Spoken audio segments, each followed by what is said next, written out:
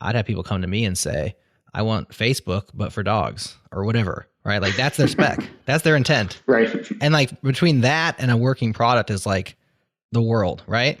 And granularity and abstractions and like drilling down.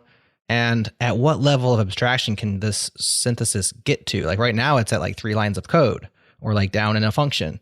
But is the end game for synthesis like to go higher and higher level to where I can describe, maybe I'm writing a user story and that's all I have to write? What do you think it is? Where could this potentially go? I don't think so because, a lot of programming is actually discovering the spec.